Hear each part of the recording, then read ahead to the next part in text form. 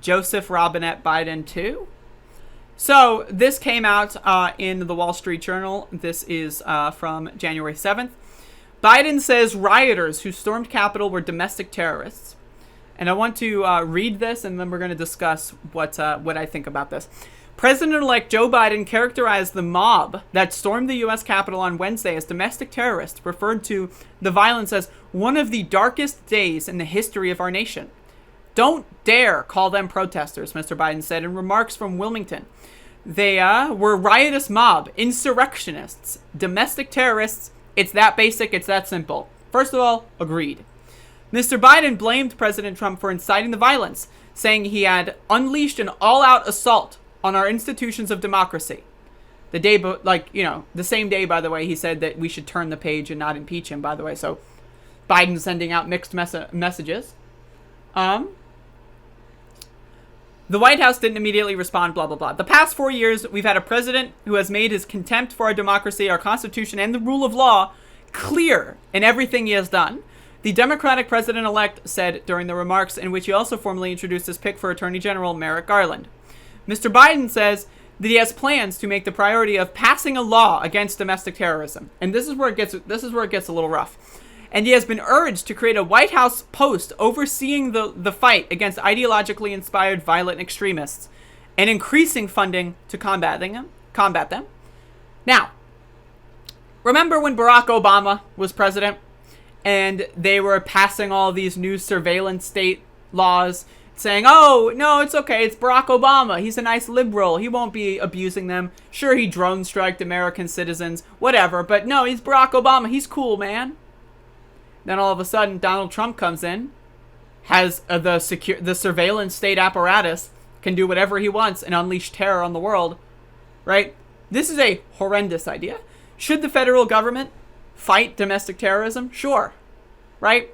Do we need to give them unlimited funding to do so? So that the next time we have a Republican, Tom Cotton or whatever, or Josh Hawley in office, right? And the next time we have them, and then they have that additional funding and surveillance state, and then all the domestic terror apparandi, whatever. This is going to backfire on Black Lives Matter protests, anti-fascist protests. This will backfire on almost any protest. Because again, Donald Trump has been calling Antifa terrorists.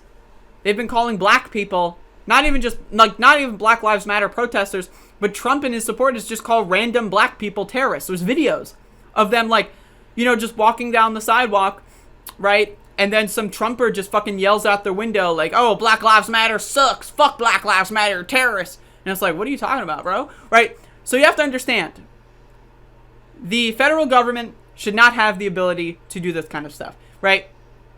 In my opinion.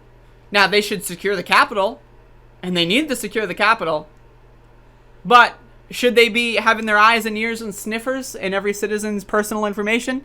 No. So that's my opinion on that. Federal law defines domestic terrorism as dangerous and illegal acts intended to coerce a population or influence the government. While it can be charged in some states, no generic federal crime exists. Domestic terrorism spans extremist ideologies, but it has been predominantly a far-right phenomenon in recent decades, according to researchers. Mr. Biden said Thursday that his incoming Justice Department team would be independent. Your loyalty is not to me, he told the intended nominees. It is to the law, the Constitution, the people of this nation to guarantee justice. Judge Garland said that Wednesday's riot was a reminder that the rule of law is not just some lawyer's turn of phrase, adding, it is the very foundation of our democracy. Mr. Biden said law enforcement handled the Trump supporters who breached and vandalized the Capitol in a way that was very different from how Black Lives Matter protesters who demonstrated against racial injustices across American cities over the summer were treated. We all know that's true, he said, and it's unacceptable, totally unacceptable. And again, Biden might have good intentions, and even the 4 years of Biden, he might not use these laws and these posts to attack Black Lives Matter protests, right? I think he would, but let's give him the benefit of the doubt that he wouldn't. That he's sincere, right? Let's just give him that benefit of the doubt, playing devil's advocate. Do I trust the next guy? No, I don't. Plain and simple. And that's why this shit cannot happen. but it probably will happen. So,